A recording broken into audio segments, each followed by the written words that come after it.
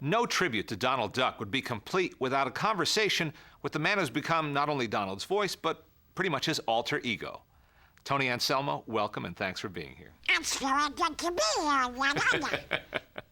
I've never been addressed by Donald Duck before. How about that? How did you come to study animation in the first place, and what led you to working with Jack Hanna? Well, I always loved to draw. And I would write the animators, Frank Thomas and Ollie Johnson and Jack, about what it took to be a Disney animator. And they would write back very generously with advice. So while I was in high school, I would take night classes in figure drawing and acting. And when I was 16, I had my portfolio together, and I came down and met with Ollie and Jack Hanna. And they looked at it and said, well, we'll send you to Cal Arts, which is where I went. Jack, who was the director of the Donald Duck unit under Walt, who also was an animator of Donald and a story guy before that, directed the animation program at California Institute of the Arts. Specifically the character animation program, Correct. right? Disney character animation. And so I went there for 3 years. There was a whole generation, it seems, of animation lovers, animation buffs, who wound up attending California Institute of the Arts. And around that time, I think a new breed of animator was hatched, if you will, at that school. Am I right? Yeah, and it was a very small group of us. At that time, I remembered telling people I wanted to be an animator, and they didn't know what that was. Now everybody wants to be an animator. Since The Little Mermaid, I think there's been a popularity of what animation is, and everybody wants to be a part of it. But before that, it was a very sort of a cultish thing, where there were very few of us that knew what Disney animation was and who those people were, the 9 Old Men and California Institute of the Arts. So it was a very small group of us. There was 14 in my initial class.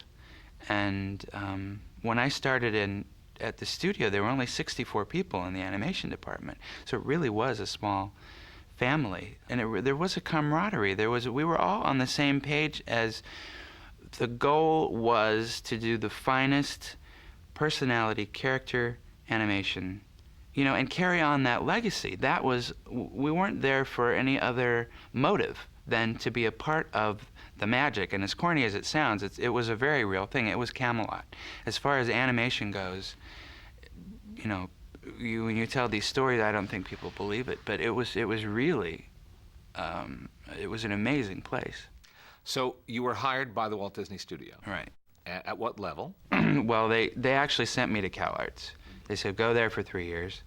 And then I was hired as an in-betweener, although I was put into a training thing that they don't really do anymore, where we were with Eric Larson and one of the 9 Old Men. One of the 9 Old Men, Ken O'Connor, Tee, a lot of the Disney legends. We were in training before we were ever put on production once we got to the studio. This was after Cal Arts. So for 8 months, I was up in a room with other artists animating with Eric Larson. He would give us tests to do, and we would bring him, we would work very hard to try and figure it out, and we would bring it into him, and he'd go, oh, just do this, Tell me a little about Jack Hanna. I had a wonderful correspondence with him and many phone calls, but I was living on the other coast at the time, so I never got to meet him. He was identified with Donald Duck for so many years at the studio. People who watch this disc will see his name as the director of many, many of those cartoons. And started much earlier than that, because he started as an animator in the early 30s and a storyman, and then became a director in the 40s of the Donald Duck unit. He was a character, but he was like a father figure to me, because he really took care of me. He not only in just showing me the tricks of the trade and about Donald and animation, Disney animation, I owed just about everything to him to getting into the studio. He was a kind of a rough and tumble kind of guy, and he had these catchphrases and things that he kind of talked like this, and they called it the duck. It wasn't Donald Duck. It was, well, you got the duck there, and he comes around the corner, and he's got a cocky little walk, and he had a he would work with a metronome and a stopwatch so that they could synchronize with the music better. Everything had kind of a beat, whether it was Donald walking or his mannerisms would sync up with the music. So he always had a stopwatch, and he'd say, well, the duck will come down the stairs, hop, pop, pop, you got a puff of dust, 5 seconds. So far, your story, everything falls into place. You're an animation buff, student, lover. As a young man, you work on your art, you present a portfolio, you get accepted to the studio, you train as an animator. Where does the voice thing come in? How did you wind up at all being connected with doing Donald's voice? It wasn't anything that I actually intended to do. But as I said, it really was a small family. Everybody knew everybody. And the first day I was on the lot, I was walking up Dopey Drive, and a man came down the steps of the animation building, 5'2", white hair, past me, and he goes, Good morning. and in a split second, I had never met him before, and I had never seen who did Donald's voice. So to hear that distinctive voice coming out of a man who I hadn't met before was shocking. But at the same moment, it was like, that's Donald Duck. It would have been like, being at MGM and seeing Clark Gable. Mm-hmm. In fact, Walt called Donald the Gable of our stable because he was their main character. He was the most popular character. So that explains meeting Clarence Nash. What was the next step? Well, over time, everyone was friends, and Clarence was a good friend. And doing voices and being the class clown, Donald was a voice that I couldn't do. And I asked him for fun, how do you do that? And he showed me, and I couldn't do it.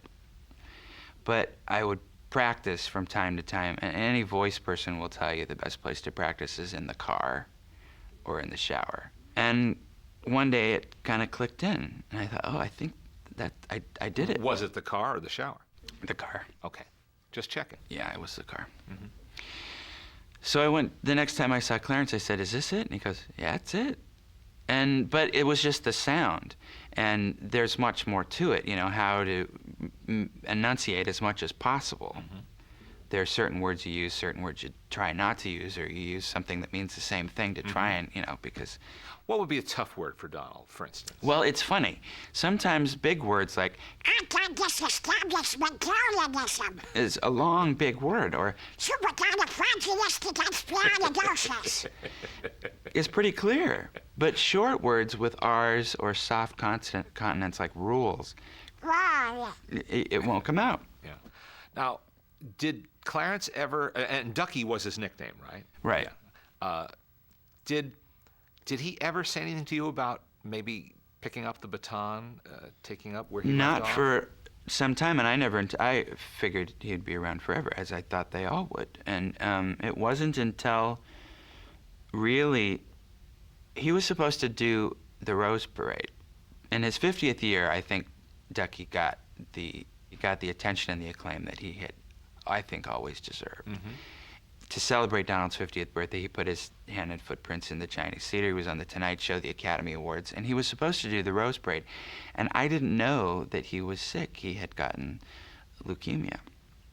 And I went to the Rose Parade, and he wasn't in the car. And Margie Nash called and said that he was in the hospital.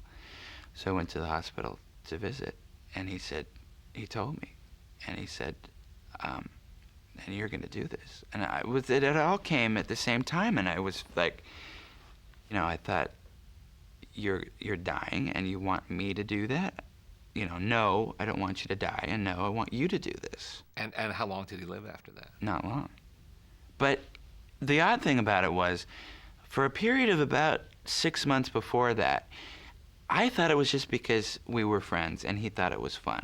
He would come in my room in the animation building when I was drawing, and he would say, try this, or what would you do if Donald had to be in this situation, what would you say? Or, say this. And I would go, okay, and I thought it was fun. I really didn't think he was spending the time, I felt like he had taken me under his wing, to use a corny phrase, but I didn't know why he was spending so much time with me. And it wasn't until he was ill in the hospital and he told me that I was like, oh. So I'm very protective of it now. It's a legacy of not only Clarence and Jack, who were dear friends of mine, who I respected and miss, but Walt Disney, and a legacy that I wanted to be a part of. So, it's something that I feel that I watch over, and I'm very protective of it, because I want to keep the integrity of not only the sound of it, but the integrity of the personality of Donald. What he does, what he doesn't do. It's not just the way Donald sounds. It's how he reacts to any given situation. he would react differently to the same situation as Mickey or Goofy. He would react differently. Like or you or I, if a girl walks up the street, somebody else might say, you know, hey babe, something like that. Donald will go, Kinda guts. you know, in a million different situations, he's going to react to it the way Donald would react. So it's 90% that and 10% the voice. What's the best part about being Donald Duck? Well, see, for me, I'm such a, the legacy is in my heart and soul that I feel that it's an honor to be the guy who gets to be the keeper of the keys or the carrier, the what have you, of this legacy. That I love that so much. That's so important to me. That's the best part for me. You know, it's fun. It can actually be a lot of work, you know, when you have to do long sessions, especially if there's a lot of tantrums and a lot of the stuff they do, you know, if it's chasing and if he's mad and if, you know, you can, and that's one thing that I asked Jack, because I never got a chance to ask Clarence this, but sometimes I feel like I'm going to pass out. It's a lot of work, you know, you have to get this. And if you do that long enough and for hours, you get exhausted and I'll heat it up. And I said, Jack, was it hard for Ducky or what, you know, maybe for him it was easy. Maybe I have to. Oh, no, I remember a couple times he fell over in a dead faint. So it's you know. Tony, what would Donald think about being the star of his own DVD? Oh, well, he'd say, Oh boy, oh boy, oh boy, it's about time. Thanks so much for being with us today, Tony. thank you very much, Great to Leonard. have you Thanks. today.